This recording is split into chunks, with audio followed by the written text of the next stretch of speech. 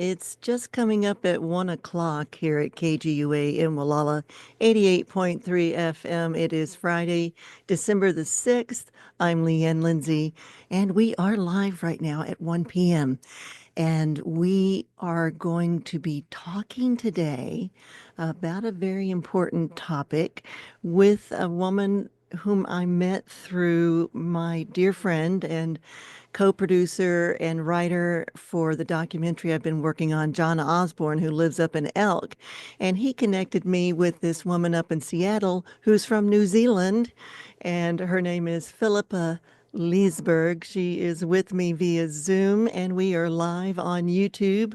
And let me tell you a little bit about this woman first. She is a debut author, and her new memoir is His Name is Eric, and it's a tribute to a grand love story amid life's greatest battle.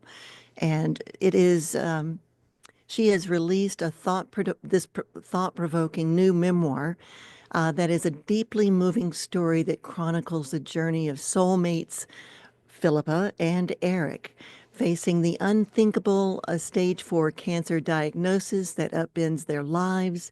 His Name is Eric is a tribute to resilience, courage, and hope with conventional medicine fails to provide the desired results when it does fail to provide the desired results. It offers an authentic love story while exploring alternative healing paths for cancer. And this gripping and deeply personal story follows Phillipa and Eric as they courageously face an eye-opening exploration of integrative therapies, sparking questions about how we can balance Western medicine with natural alternatives, which I find to be a very interesting conversation to look forward to in this next hour as we are live on our afternoon show here at KGUA, because I think all of us have had at some point or another a family member or friend or someone we know that has faced cancer. So welcome to the show, Philippa. Good to see you. Good to see you too, and thank you for having me on the show. Yes, and there we have that New Zealand accent. Yes. And I so appreciate having you here today. I want to find a little bit about your background from New Zealand to Seattle and then how you met Eric. So, can you give our audience a little bit of a background on where you came from and how you ended up in Seattle and how you met Eric? Absolutely. I left New Zealand when I was 30. It's 30 years ago now, actually. And I went to work for the same corporation I was working with in New Zealand in London.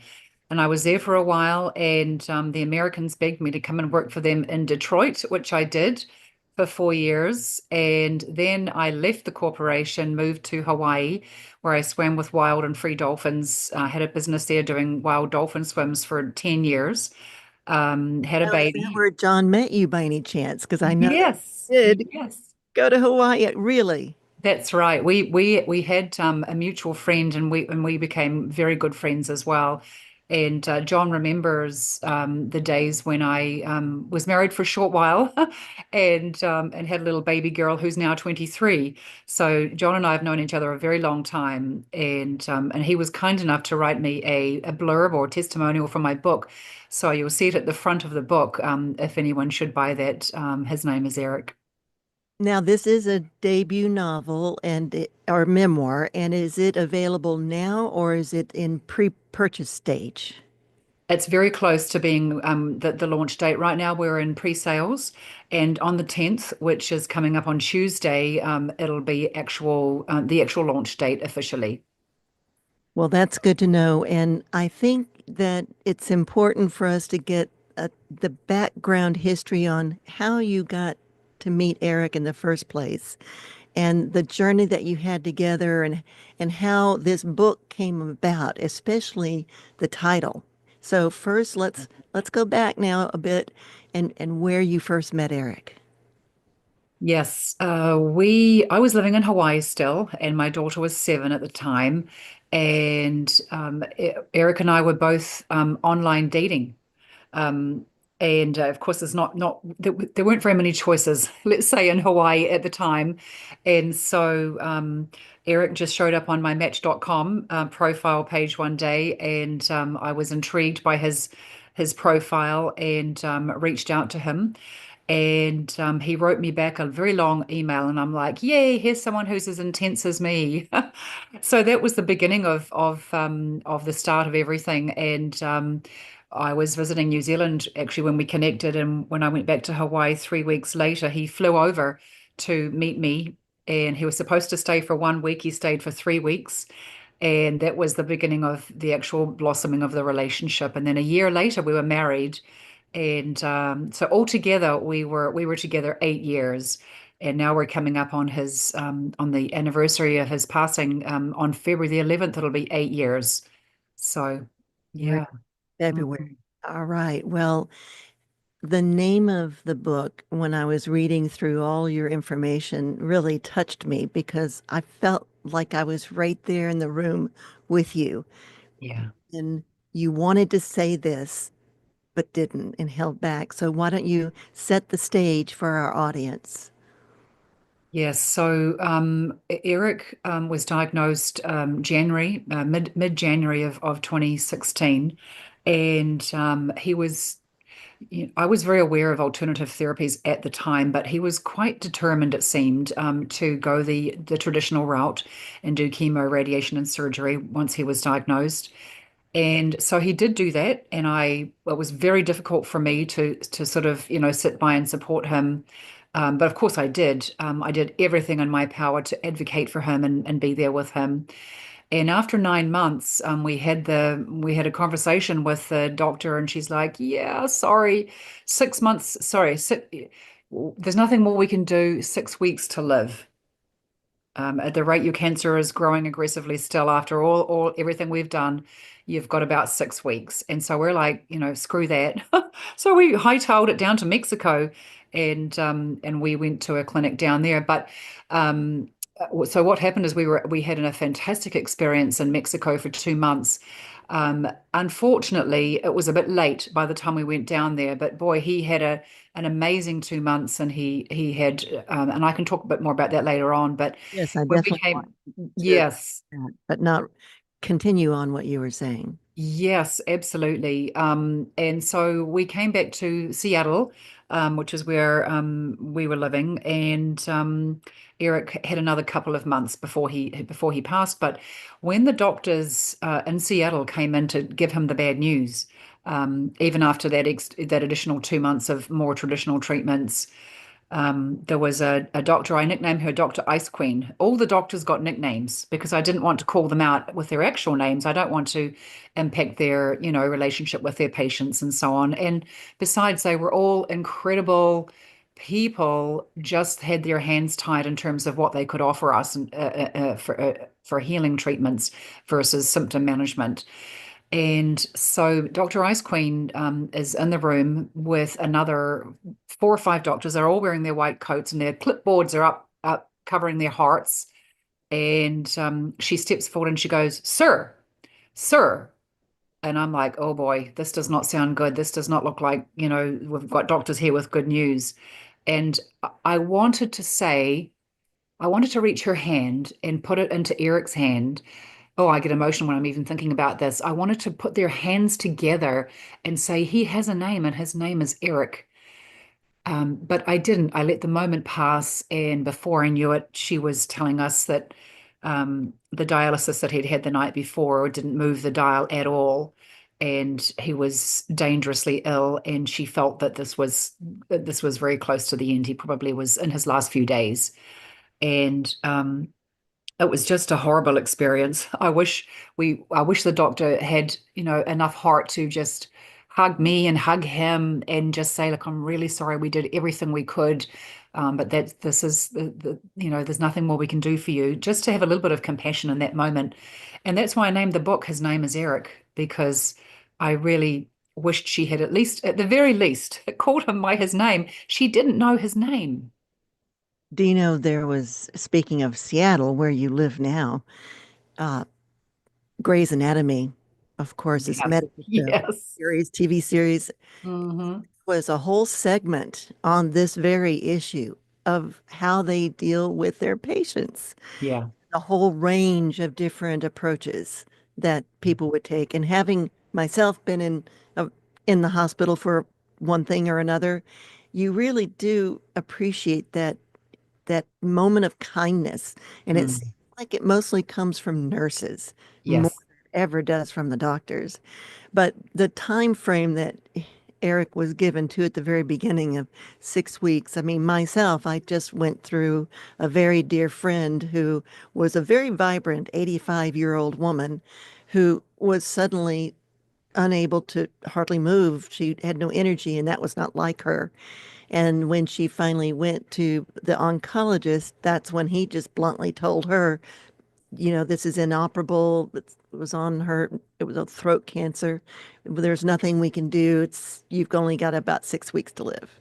So that's what he had told her as well, but in a very blunt, straightforward way that can often be bit unsettling and very hard on those who are grappling with difficult news like that at the very beginning. I know. And so it's not easy. It's not easy for the doctors who also can get swept up with each patient, and it could be extremely draining for them too. So I can see both sides of the issue, but there still needs to be that element of compassion in there. Yes, yeah. I mean, it was such a stark difference. The 9 months we experienced in the first part of the journey in Seattle, the 2 months in Mexico were it was such a juxtaposition between, the cold offices, hard chairs, cold hospital rooms, um, busy nurses and doctors, are certainly doing their best. There's no doubt about that, but just busy, a lot of patients to take care of, overrun. And compared to Mexico, the very first appointment we had with Eric's doctor down there was we were in a clinic called Sanaviv. It's in Rosarita on the Baja California coast, and um, they've been around since the year 2000, and they work on functional medicine. They're basically, we want to take a look at the person as a whole human. We want to know everything about you. We want to try and figure out, where you've been, where you've come from, and what we might be able to do to help. And what I loved so much about that, because I had asked doctors in Seattle, I had asked a few of different oncologists, how did Eric get cancer? They don't know. They mumble something about, well, a little bit, environment, it could be genetic, it could be their diet. We don't really know. And they didn't really seem that curious to find out either, to be honest. In Mexico, they were like, okay, tell us about your childhood. Tell us about your upbringing, your relationships, your marriages, kids. Tell us about, he knew that Eric was in the Navy. Tell us about your 10 years on a Navy submarine. Tell us about your 20 years at Microsoft and doing a startup business and all of these things. He was asking everything. And then he goes, what were you doing about 8 or 9 years ago? And Eric and I looked at each other, and then we did the math, and we figured out that was when Eric was spraying Roundup on a property that he owned. It was a lakefront property on one of the lakes here in Seattle, and he was spraying for a couple weeks, was like 8, 10 feet high weeds. And it was a summertime, so he had shorts on, no protection, no masks or anything. And he just sprayed away. And literally 8, 9 years later, he happened to get cancer. So the thing, and was it just that? Who knows? We don't really know. Was it his 5 to 15 cups of coffee a day when he was, working 24 hours at 24/7 at Microsoft? Was it his, easy prepared meals that he had in the freezer that he would put in the microwave before he met me? Was it his lack of regular exercise? We just don't know for sure. But certainly that was one of the contributing factors. And the reason the doctor wanted to know everything about Eric was that he wanted to figure out how he got sick in the first place. Because it helps, of course, it helps to figure out what to do next. Even the psychology and the spiritual angle, not only the physical symptoms that he was facing. And speaking of TV series, the other one is House. Now, that would be more of the approach House and his team would take. They want to do thorough research and investigation and try to drill down to what could have caused this so that they could come up with the right treatment. So, Yes. but the other part of what I can see from what you have journaled, in fact, that's how this memoir came about because you felt it very cathartic and helping you process and journaling Yeah. this memoir. Um, and I want to ask you about that too. But the point being that uh, that you now I've lost my train of thought. I hate I'm that. trying to Oh, you think were of saying about journaling House about and how house. his team works with a holistic approach, the functional medicine. Yes, that's what I was trying to get at, is that there has to be a way to look at the whole body, the whole approach to nutrition, which you talk about as well. Yes. Wanted you to touch on it, when you're looking at different modalities of treatments for cancer, let's just put a pin in that one particular diagnosis. It is important with all the treatments that you may be getting to focus on the nutrition or alternative methods. And you've learned a lot about that, it sounds like. Yes. I mean, Eric apologized to me so many times once we got to the end of the 9 months here in Seattle. He said, I'm so sorry I didn't listen to you. Because we didn't really argue a lot, Eric and I. We had a really, solid relationship, but we did argue about chemo and radiation and whether he should, at the very least, incorporate some alternative treatments on the side, just to, at least help boost his immune system, which is something that I'm still shocked to this day that that's not something that's really talked a lot about in the medical field. Um, Now I lost my train of thought. I hate that when that happens. Yeah, well, I'm going to say too that my mother went through a year of chemo and radiation, and she had pre-leukemia, but it was completely wrecked her body, and there was no real attention to nutrition. Yeah. So I wanted to hear more about what you learned, and then I'd like to go back more towards the beginning of your journaling on this, Yeah. and then even further back and learn more about your lives together. Yeah. So let's talk about the nutrition part, and then I want to get into that journaling part too. So once again, the juxtaposition between what we experienced in Seattle versus Mexico. So in Seattle, we had the usual hospital food. A lot of overcooked vegetables. He was eating thick shakes, milkshakes, chocolate chip cookies, and I said to the doctor, I mean, why are you letting him eat this in the hospital? This is terrible. I know he loves chocolate chip cookies and mint ice cream, but this cannot be good for him. And she goes, oh, like that. Oh, if sugar gave us cancer, we would all have cancer. And I said to her, haven't you seen the statistics lately? I mean, 2 million people every year with fresh new diagnoses of cancer, let alone those that it keeps recurring years and years later. So there's millions and millions of people going on the cancer journey as we speak in this country alone. So the only one time that they brought in a nutritionist to help us in the Seattle end of the scale was a lady, and she sat down. She goes, I think it would really be really good if you brought, because Eric had long hospital stays, about a week at a time, and she said to me, you should bring in some avocado from home. And I said, for $10,000 a day that this hospital is charging me, you want me to bring some avocado in from home? No, you provide him avocado.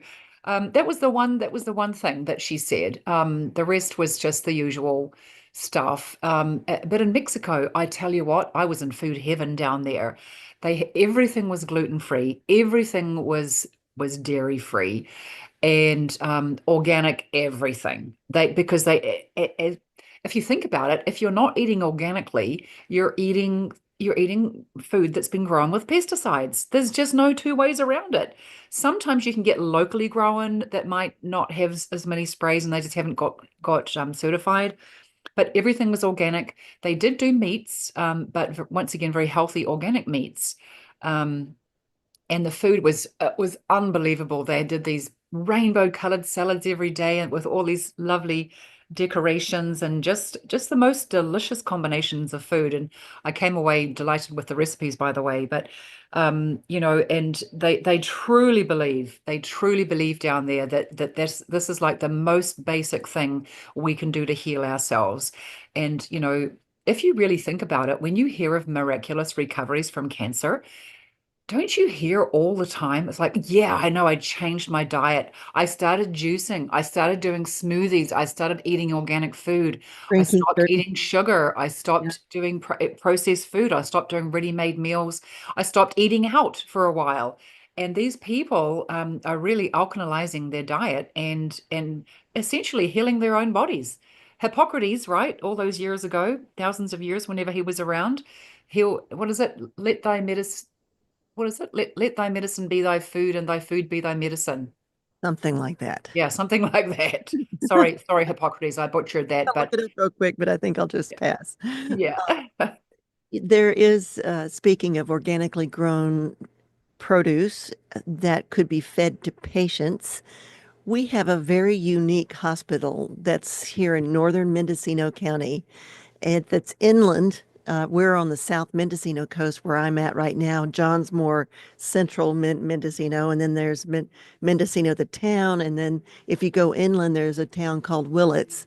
Okay. And there they have a brand new hospital that came out. Well, it's now 9 years old, but it was the second rendition of the first hospital, which was always based on well, it was founded by the famous racehorse Seabiscuit, the Mm. owner Charles Howard, and before he even owned Seabiscuit, he helped found this hospital there because he had lost his son at the ranch, and his wife would bring produce from her gardens there on the ranch for the new hospital.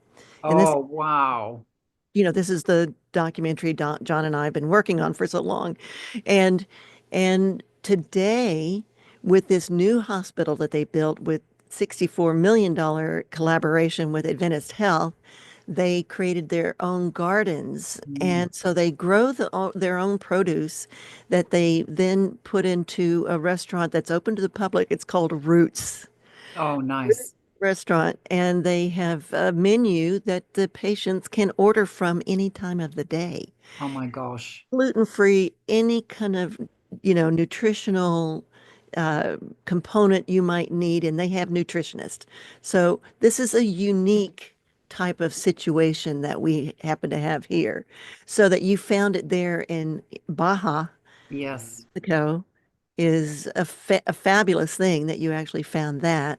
Yes. So I think it's important, and so do they, at this health organization, this hospital over there, that it's important to think about the wellness of the patient coming Mhm. through nutrition too. Yes. And I think that maybe our health system hopefully will start to go in that direction, but it's a challenge. Yes. And I want to now go back because we're talking with today live here on KGUA in Walala 88.3 FM. We're talking with Philippa Leseberg. She's a debut author. She's from New Zealand, living in Seattle. She's been living there for a long, well, she's been in the United States for a long time now. And it's a new memoir that's about to be launched, and you can find out more on her website, Philippa Leesberg, spelled Lese Berg, .com. And that name of the book is His Name is Eric. And we are talking about how this book came about and what the contents are and why it's important because number one, how many of us know someone who have been diagnosed with cancer or some other life-threatening disease? And how do we champion, for them or for ourselves? And that's one of the things that you discuss. But let's tell us, Philippa, how you actually started this memoir. What was how did it happen? Sure. So I sort of had a feeling that I always wanted to write. And I just didn't feel passionate about anything in particular at that moment. However, once Eric was going through his journey, um, I I was posting initially on Facebook. So during the 9 months journey, the Seattle part one phase, let's say, um, I started to put some social media posts up about his journey, and it was just that wasn't that regular, but just to keep people updated. And we were really shocked at how, that the feedback and the response that we got just from those few posts. But honestly, what really started my daily journaling, and I started writing like a madwoman.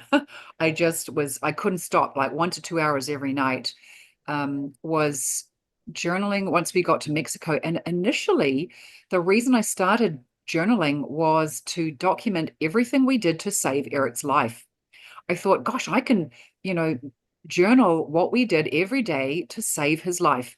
And then I can bring it back to the US and share this with everyone and say, hey, this is what we did to save someone who was given 6 weeks to live.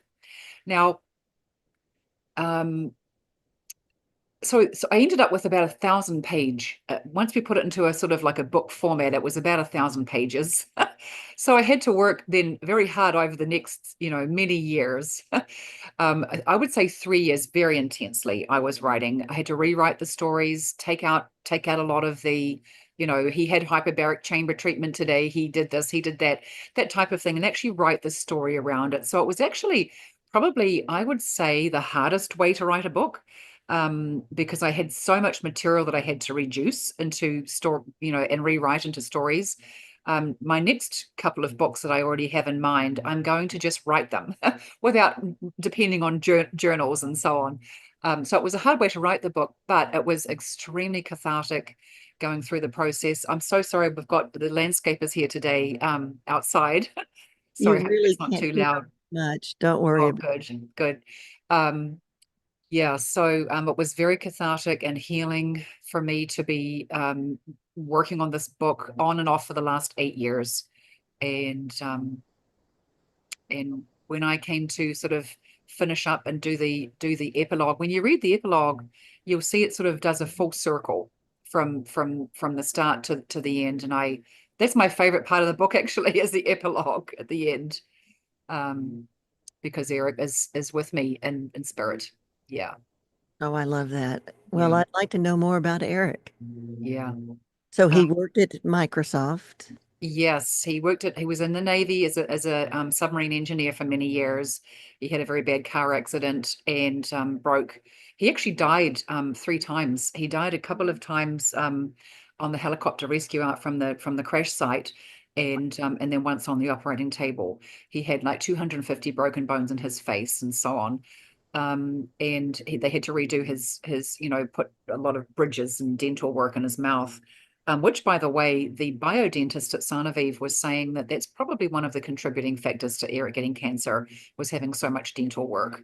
You have to keep a really close eye on your dental health, and there's certain things that you can do to make sure that you don't get sick from dental work. But he was in the Navy. He had a very bad car accident. And then after he recovered from his car accident, he started at Microsoft, and he was there, I think, 20 years on and off. He also was a startup for some big data companies, but he ended up ultimately going back to Microsoft. Now, what was his work there? Because I was in the tech industry for 20 years Oh, wow. before I ended up here on the remote coast. But Yeah. I traveled all over San Francisco Bay Area constantly in meetings. No.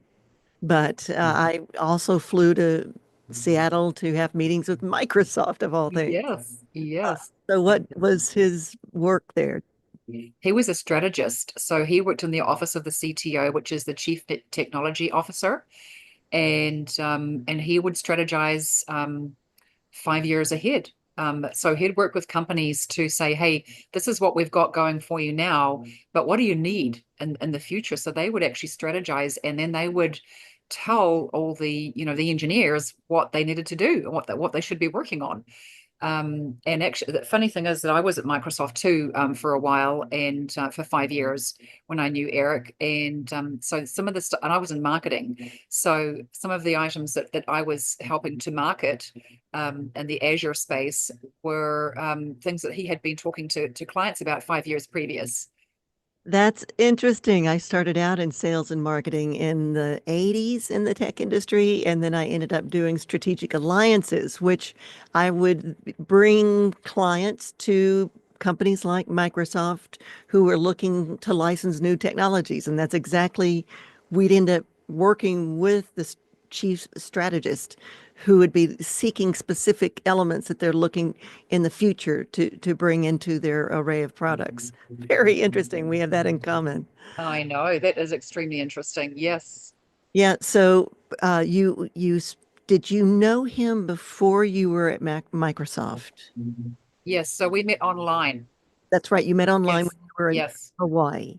Yes. I was living in Hawaii and so we met in April. We were we got engaged a year later.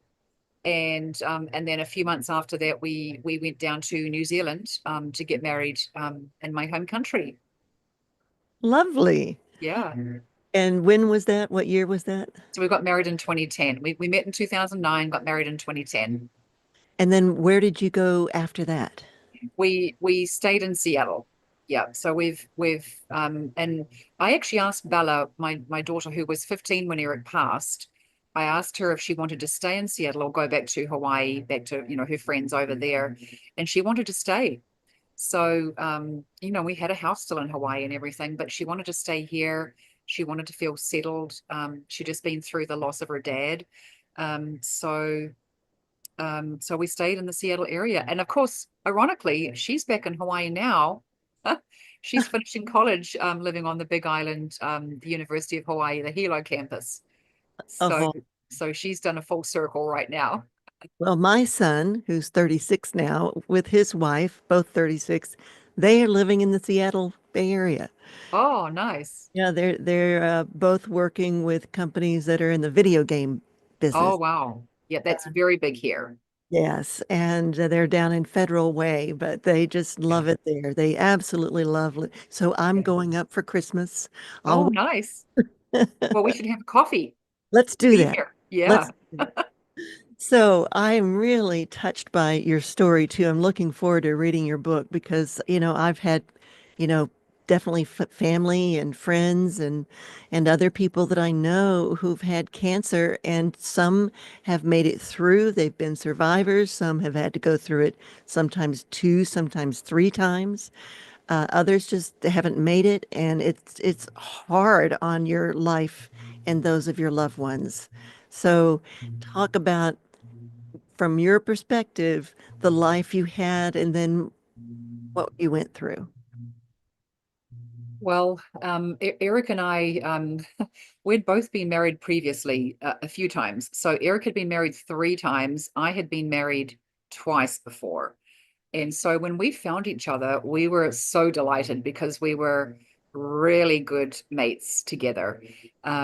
We loved each other very deeply, and we developed this process that we called GOCs, which stands for gifts of confidence, which is another way of saying gift of gratitude. So we would do we developed a gratitude exercise that we did every single day, and that got us through some of the worst and best times of our time together.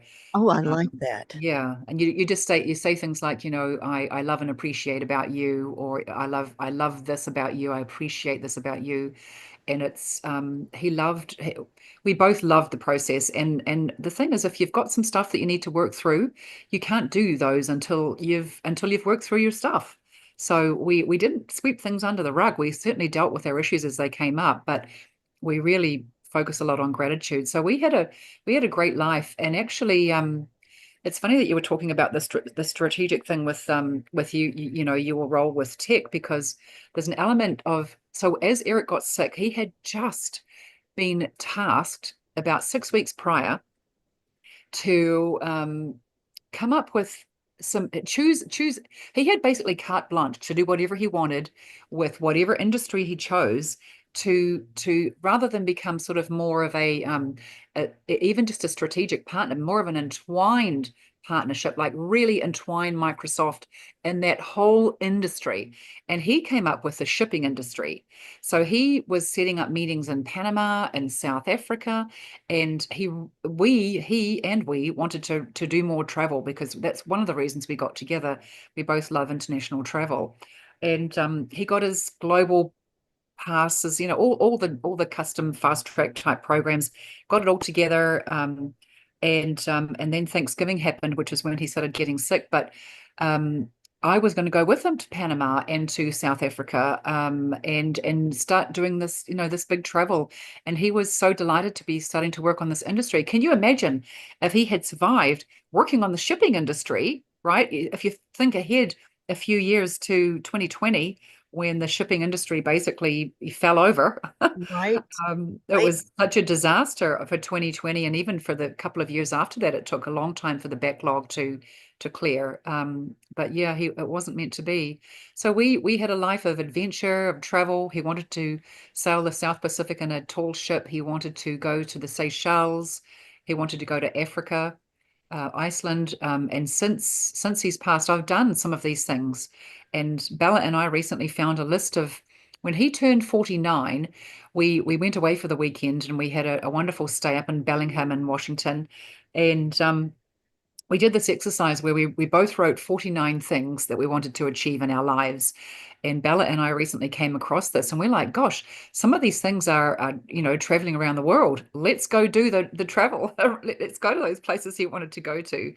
And I do 100% want to go to the Seychelles. So we'll take his picture with us so that he's with us there, and we'll experience some of these things that were on his list, of 49 things that he wanted to achieve.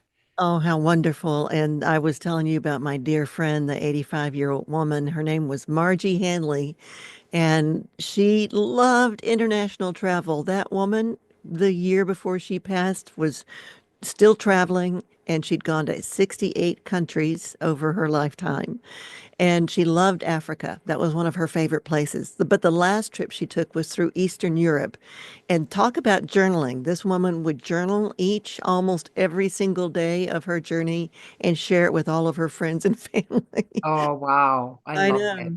I know. And so she even was skydiving, I think, at the age of 84 in Oh, Europe. I love that. That's awesome. So I think that's cool that you're taking this list and kind of expanding on it too, of what Eric loved to do or wanted to do, had aspirations to do. And what was the first time that he heard that he had this diagnosis of cancer that you both heard? Did you hear about it together? So I'm going to back up a little bit. 7 weeks before he was diagnosed, it was Thanksgiving, and he was carving the turkey, and he came over to me and he whispered in my ear. He goes, "I'm having trouble carving the turkey. My back is really hurting." So we didn't think anything of it. We just, I just recruited one of the other guests, and they finished carving the turkey. So we went on to have a great Thanksgiving, and his back was definitely sore. So I went to see his normal chiropractor. And his chiropractor, after a few sessions, was like, I'm really sorry. And Eric was screaming out in pain, by the way. He goes, I don't think I'm really making much of a difference. He goes, I really suggest this, but I think you might need to explore other avenues to see what's up. But then we heard of this other chiropractor, so I went to see him for a couple of sessions, and Eric was screaming by this point. So we're like, something's really up. So then, but we still didn't think, we didn't know that it was a cancerous tumor. We did not have any inkling because we're both very tall people, both 6'1", and we have over our lifetimes had many weeks off work with sore backs and unable to move. So we just put it down to that. And so, but between Christmas and New Year, so that's like, a month or so later, one of his best friends, I was working, one of his best friends took him to the urgent care twice, see two different doctors, and said, can we get an MRI for this guy? He's in so much pain. And they're like, no, we're not going to do an MRI, but we'll give you muscle relaxants and painkillers. So twice in a row, he got muscle relaxants and painkillers. Of Skip all things. forward to January the 11th. Eric was in, and he stopped working basically by December 14th. He could not go to work at the Redmond campus at Microsoft. He couldn't drive, he could hardly move. He was stuck upstairs. He had to crawl around on all fours. It was awful. And by mid-January, I was so beside myself, I called an ambulance. And I said, "Hey, you need to come and pick up my husband and take him to the emergency room because he's in so much pain he can barely move." Well, these two big fire trucks and ambulances, everybody arrives, and these four guys couldn't figure out a way to get him down the stairs. So they had him walk down the stairs, even though his back was literally at breaking point. And anyway, long story short, in the hospital that night, the doctor, she was tired, she didn't want to be there, and she refused to give him an MRI. Mm. So it wasn't until the following day I went to another ER in Redmond, and I pulled myself up to my full 6'1" height, and I said, "We are not leaving until my husband has an MRI. I'm sorry, we are camping out here. You'll have to remove us by security. Um, he needs an MRI. My husband is in so much pain. We cannot go another day." And so, sure enough, they whisked him away to get an MRI. And the radiologist was looking at the results right away and said, "Don't move the guy. He needs to be taken across to Seattle for emergency surgery." So, sure enough, it was a big, um, gangly, cancerous, aggressively growing cancerous tumor in his spine. That could have been caught earlier. Could have been caught at the very least 7 or 8 weeks earlier when he had the sore back at Thanksgiving time. Um, This is one of the things that you bring up in some of the information that I was looking at, and that you've got to be an advocate for yourself. You've got to do that standing up when you feel like these experts should know what to mhm. do, but you often have to be your own best advocate. You really do. They try their best, I would say that for sure. But they just don't, their hands are tied, especially when it comes to, they don't willy-nilly give out MRIs. But when I hear of a friend who has a little bit of a sore wrist and then they get an MRI straight away, I'm like, dang, how did you get an MRI straight away with a sore wrist? Um, and I had to beg literally for 7 weeks or so to get one. So yeah, but it's true. You do have to be your own advocate. And sometimes Eric was in so much pain and so sick, he could not advocate for himself. Right. And it's really people that have got a tribe of people around them going through this. It's really important if they've got some support. Um, and if Yeah. people are alone and going through this, there's groups out there that are willing to come and sit with you and transport you and support you in any way they can as well. We have some Mendocino centers for cancer here that are very helpful in that way, helping the families, helping to provide meals even when Mm. they can't do that themselves. And Yeah. also, we have senior groups that do the same thing with through Meals on Wheels kind of thing, but providing lots of other support as well. It is very important. And when you are also facing something that's going on in your body and you don't really understand what it is, another thing that may happen that happens to me sometimes is that I tend to kind of ignore that it's going to be anything serious. Right. That's just me. I'm just, oh, let it go. It'll be better. And we have a very good team here in Walala at our Redwood Coast Medical Services because they did not let me get away with that. They put me in an ambulance just this summer and sent me up to Fort Bragg for treatment. But it turned out I had emergency appendicitis, and Oh, wow. I didn't know. It wasn't, in the regular place. It was Yeah. just something that didn't feel right in my stomach. I felt like I had some kind of indigestion was Oh, all. And so you also have to listen to others who say you need treatment. But right. also you have to stand up for yourself when you know that they're not listening as far as pursuing ways to identify what this problem may be and Right. trying to write it off with some pain meds. So Yes. in your instance, it was a fast-growing tumor that was on Yes. the back. Yeah. Yeah. And then Yeah. go ahead, continue on with the story. Yeah, they ended up removing his tumor, and they removed his T8 vertebrae. They removed it and replaced it with a titanium cage. Mm, Extraordinary, extraordinary. Okay, it was a cost of $750,000 for the one surgery. wow. There was like 18 people in the room. It was a room as big as an apartment. Crazy. Um, but he recovered from that very well, and then they were fighting over when to start the chemo and radiation because he had to recover from the surgery first. But they got started within a few weeks because he was declining pretty quickly. Um, if I could turn back the clock, I think I would probably have tried again talking to him about going down to San because we knew about Sarnaviv from the very beginning. We had two girlfriends on a breast cancer journey who had been to Sarnaviv, and they one of them had chemo one night, and it almost killed her. Mm, They brought the family in to say goodbye to her basically after one round of chemo. And the other young lady, she did not want to do chemo, so she went down to San Aviv to get some alternative treatments. They're both still around, very healthy these days. So if I could have talked him into or encouraged him to go a little bit earlier, we may have saved him. I think, even at the 6 month mark, when I realized the doctors were guessing what to do next, they were like, oh, shoot, that treatment that looked like it was working for the first 3 months. Sorry to say, it didn't work for the second 3 month period. And why is it 3 month periods that you find out whether it's working or not? That's how often the medical insurance companies pay for a PET scan because they're a few $1,000s or several $1,000s each, and they don't want to have really regular PET scans. Um, but these days there's a lot of diagnostics out there that are not as dangerous and unhealthy as PET scans. PET scans are where you, for want of a better description, just in layman's terms, you drink radioactive fluid and then your whole body gets x-rayed, and then the cancer goes all over the sugary liquid that you've just imbibed, and that lights up the organs that have cancer and so on. But there's better ways these days. There's a lot better diagnostic machines out there that can detect cancer much earlier, but we don't hear about them. I'd like to find out more about those. Tony Robbins mentions them in his book as well.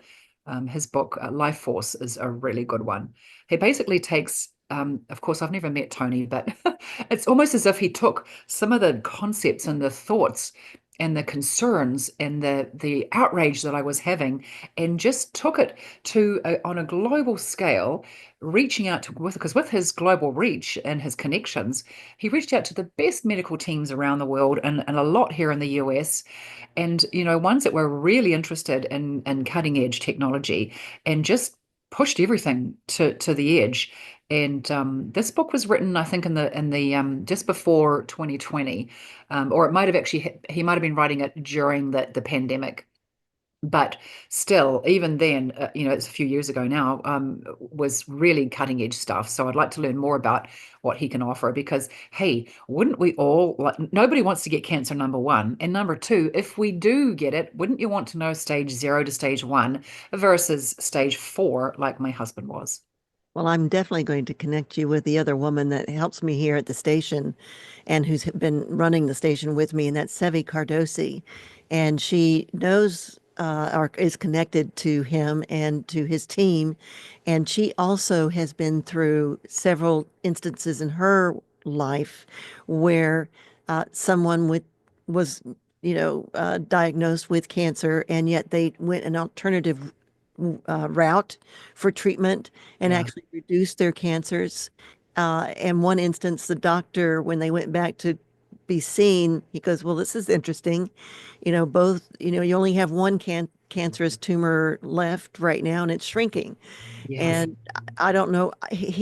What she said that he said was that I don't want to know what you did, just keep doing it.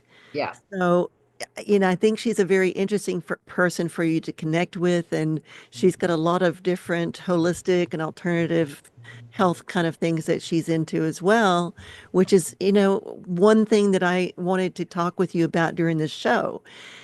In your book, this memoir that's coming out, this is your debut book, and we are going to let our audience know too where they can find you online Right.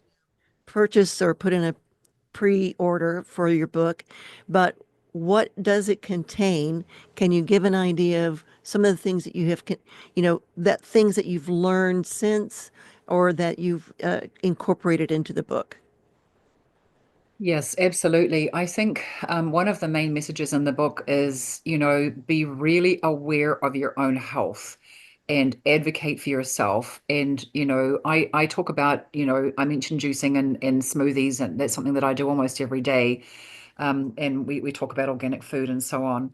Um, and I would say there's so many other things that you can be doing. So, for example, when Eric was getting treatment in Mexico. There was hyperbaric chamber treatments. There was cryogenics where you burn, sorry, freeze off the tumors. There was or freeze the tumors. The hypothermia. He had regional and global hypothermia treatments where they heat up your body to really high temperatures. He did actually have to have some radiation. Sanofi is not afraid to do a mix of traditional and a more alternative if they need to. And his one of his tumors was growing quite rapidly in the leg in his hip socket. So we did have to go to Tijuana for 5 days of radiation. But all the good stuff. I mean, they worked on his psychology. He saw a psychologist daily, and they were talking about death and dying and all these things that we don't talk about. And are you ready? If your time is up, are you ready? So he got to clear a lot of stuff out of his life.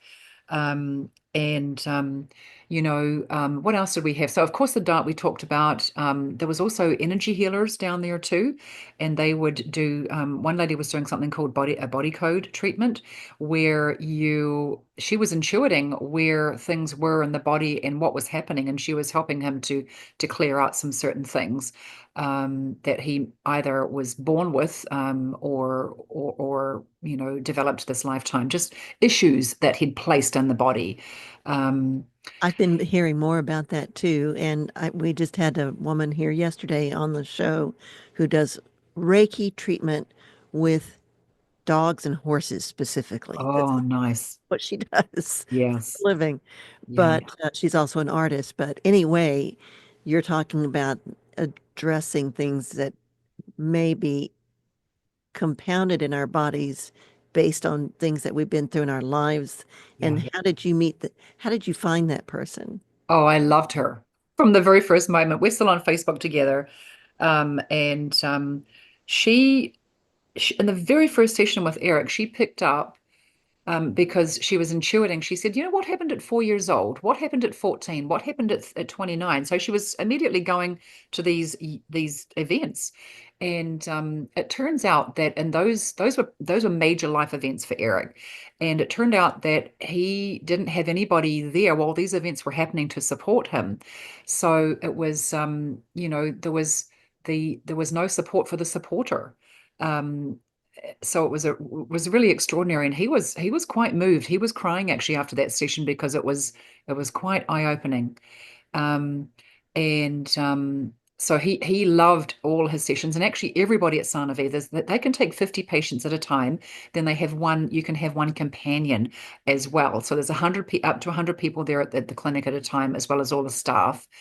And So so the it's information about this location, this mm. uh, health services that you've discovered there in Baja, is that in your book too? Yes, yes, Son of Eve is mentioned in the book.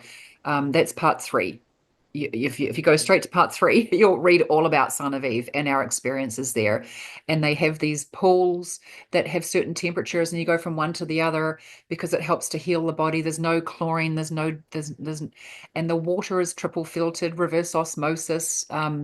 I mean, and we had to wear clothing when we were down there. It was organic clothing. They took away our clothes. Well, didn't take them away. They Right. asked us to wear sweatshirts and organic clothing, sweatshirts and pants, t-shirts, and so on. And then they would take away our clothing each night and bring it back laundered and folded by the next day.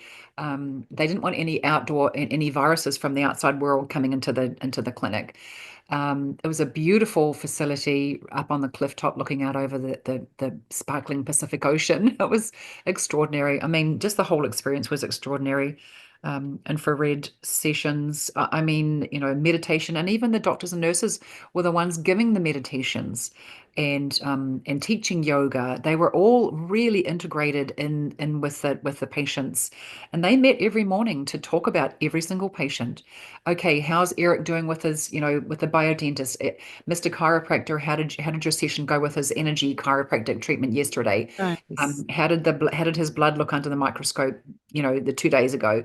And they're talking about the patient, and that doctor, Eric's main doctor, who was his, let's say, project manager, would hold his hand. He would reach out and hold both his hands and look him in the eye and talk to him. And when they ran out of, Eric needed a hot, what's it called, like a little electric hot pad for his back one time. His wife brought theirs in from home because they ran out at the institute. It's really, really personalized medicine. It was just wonderful. But you know what? One thing I wanted to say, I know that we're sort of wrapping up here, is that without getting into politics at all, one thing we do know about what's coming is a change in the relationship between, what the pharmaceutical companies and the level of control they've had over our medication, and to see over the next, months and years, what's going to happen in the alternative space. What else we're going to hear? Because if you can imagine, what if 2 million people said no to just getting offered the traditional trio chemo radiation surgery? What if the 2 million people that were going to get diagnosed that in 2025 said no? We want this other stuff as well. We want hyperbaric chamber treatments. We want high dose vitamin C drips. We want all these things. Um, you know, We want options. Yes, we want options. We want to be able to choose for ourselves. Yeah. And we don't want to have the medical doctors poo-poo and put down. And some of them still do. Even to this day, I have arguments and conversations with them, about the efficacy of alternative treatments. Fortunately, again, right here in our own medical center in this little tiny coastal town, and very remote on the coast here, we do have a doctor who does, he works both sides. I mean, he's into alternative therapies as well as traditional medicines, but he'll give you the options for both. And hyperbaric chambers, you mentioned that a couple times, and that's something I've been wanting to do for the longest time because I was diagnosed with the neurological dystrophy a long time ago. But I went through so many modalities that they were integrative, and it was actually a very good plan that did incorporate meditation and neurofeedback, even, which was very cool because they Yes, put electrodes on your head and you could see how your thoughts really affect yes, your mind and your body because you yes. see a three-dimensional image on the monitor and what effect your brain has on that. So, Wow. yeah, so I really like talking about these things that you've uncovered along this very difficult path that you went through with Eric, your beloved, as you had called him many times too. And how can people find your new book coming out? Where can they go? Yes, Amazon's probably the easiest place to go, and that is just look up his name is Eric, and you'll see my name there next to it, Philippa Leesberg. You can also go to my website, and Philippa is spelled Phillipa, Leesberg, Leseberg.com. And you can, there's links to the book from there as well, and also other events here in Seattle. Plus, I'll be doing something in Oregon, something in California, and Really? elsewhere probably. Yeah, I have a PR company that I've started working with, and that I think they're on the call, listening in, and they have got some exciting things coming up as well. So it'll all be on the website. That's great. I actually had a PR agency in the tech industry, Oh, very early wow. part of my career. But the name of their PR firm is Rhythm Communications. I love that. Yes. But they've been helping you, and you're coming out with this new book. His name is Eric, and we talked earlier before about that and why that name for the title of the book. Why don't you mention that one more time as we get towards the end of the show, and anything else you want to leave our audience with? Yes, his name is Eric was when the doctors came in to tell him that he was probably in his last few days. Up until then, we had big hope that he was going to make it, but um, they called him Dr. Ice Queen called him Sir. She said, "Sir, the dialysis machine didn't move the dial," and I wanted to grab her hand and put it into Eric's hand and say, he has a name and his name is Eric. So that's the name of the book. And I just would love to have, send out one final message to everybody, and that is, be well, be conscious of your own body, what you're putting in it, what your exercise. We can always improve what we're doing ourselves, and just be your own advocate. Not everybody else has your best interests at heart, not because they don't want to, they don't mean well. It's just they don't know you and they don't know your body. That's a good place to leave it. I think that was just a great summary. Thank you so much, Philippa. This is Philippa Leesberg, debut author from New Zealand, living in Seattle. Met her through my dear friend and co-writer, co-producer on my documentary, Dr. John Osborne up in Elk. And we appreciate the fact that he got us together, and I'll probably see you in Seattle when I'm up for You the. will. Let's have a coffee. That sounds great. All Yes. right. Okay. Thanks so much. Bye-bye. Thank you. Take care. Bye. And best wishes on the book. Thank you so much. Thank you. Bye. All right. We're going to